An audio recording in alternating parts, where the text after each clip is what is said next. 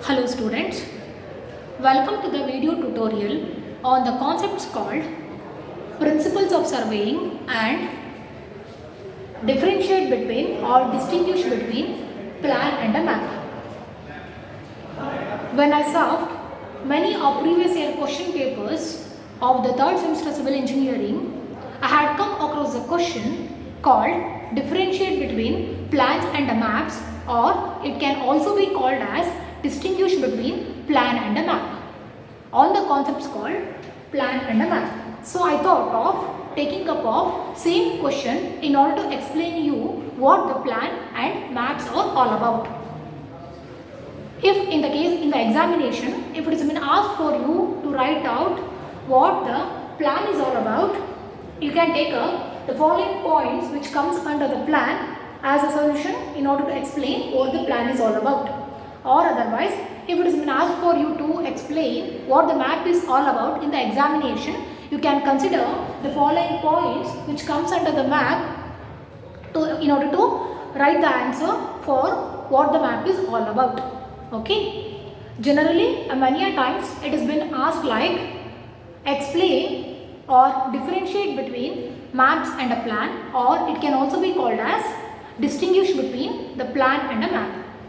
You can mark both the concepts of today's discussion, that is principles of surveying and differentiate between the plans and the maps, as a very most important question from the examination point of view. Okay, coming to the first concept, that is principles of surveying. The two fundamental principles upon which the various methods of surveying based are working from whole to part and location of a point by measurement from 2 points of reference. Coming to the first principle, that is working from whole to part, I would like to explain the very first principle on the basis of various points, so that it would be easy for you guys to remember the points which comes under working from whole to part. Coming to the first point which comes under working from whole to part is that the main principle is working from whole to part. Whether it is a plain surveying or it is a geodetic surveying, the main principle is to work from whole to part. This is what the first point which comes under working from whole to part principle. Coming to the second point, in order to achieve this in actual practice, we are going to establish a sufficient number of primary control points with a higher precision or near the area for the detailed surveying. This is what the second point is. Coming to the third point, some set of minor control points will also be established between the primary control points. Between the primary control points, some set of minor control points will also be established with a lesser precision method. Okay, this is what the third point which comes under the working from whole to part.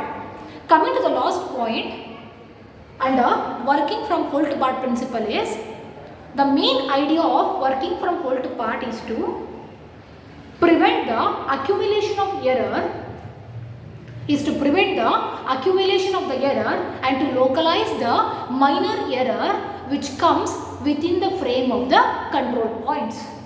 Okay, this is what the last point which comes under the working from whole to part. That is, the main idea of the working from whole to part is to prevent the accumulation of the error and to localize the minor errors within the frame of the control points. Okay, this is all about the first principles of surveying, that is working from whole to part. Coming to the second principle, that is location of a point by measurement from 2 points of reference. Here you can find cases case A, case B, case C, case B, case C. Coming to the first case, that is case A, here P and Q are the 2 reference points. Here see, P and Q are the 2 reference points, and we are going to, by making use of the measurements or by measuring between P and R and Q and R, we can locate the point R easily. How? By swinging the arc from P and Q. And this method will be used in child surveying. Coming to the case B, see P and Q are the two reference points.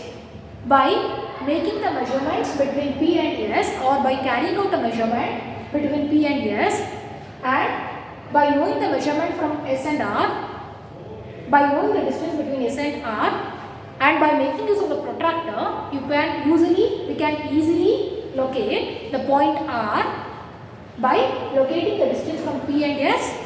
From P to S, we know the measurement, right? We know the measurement from P to S. So that measurement will be marked first.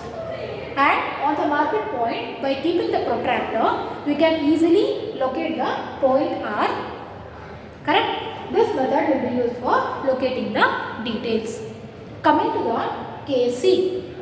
Here also P and Q are the two reference points whose positions are already known. By carrying out the measurements, or by knowing the measurement from PQ to R, and by knowing the angle PQR, we can easily locate the point P, either trigonometrically or by using the protractor. This method will be used in traversing. Coming to the case D. Here also P and Q are our two reference points whose positions are already known. We need to locate the point R here. For that, we will be having the measurements of RPQ, that is angle beta, and RQP, that is angle alpha. By making use of the protractor, we can easily locate the point R. And this method will be used in triangulation and extensive work. Coming to the last case, that is the case E. Here also P and Q are our two reference points, and we need to locate the point R as usual, for which we know the measurements, or by measuring P and Q, and by measuring the angle RPQ, that is PQR, that is angle alpha, we can easily locate the point R. Correct? That is either trigonometrically or by making use of the protractor, we can easily locate the point R. And this method will be used in traversing. This is all about the principles of surveying, that is the working from whole to part and location of a point by measurement from 2 points of reference. Coming to the next concept of today's discussion, that is differentiate between plan and a map, or it can also be called as distinguish between plan and a map. Coming to the first point, which comes under the plan, a plan is a graphical representation to some scale of the features on, near or below the surface of the earth as projected on the horizontal plane. Whereas if the scale of the graphical representation on a horizontal plane is small, the plan is called as map. Coming to the second point, a plan is drawn on a large scale, whereas a map is drawn on a small scale. Coming to the third point, usually the scale will be 1 centimeter, which is equal to 10 meter or less than 10 meter. When it comes to the scale of the map, it will be usually 1 centimeter is equal to 100 meter or greater than 100 meter. Coming to the fourth point, on a plan, generally the horizontal distances and directions are shown, whereas on a topographical map, the vertical distances or the elevations are also shown by the contour lines. What are contour lines? Contour lines are the lines joining the points of equal elevations or of the same RL. Contour lines are the lines joining the points of equal elevation, or the lines joining the points of same RL. Coming to the last point, a plan is drawn for a small area, that is, example is the plan of the house, whereas the map is drawn for the larger area, example the plan of Gujarat.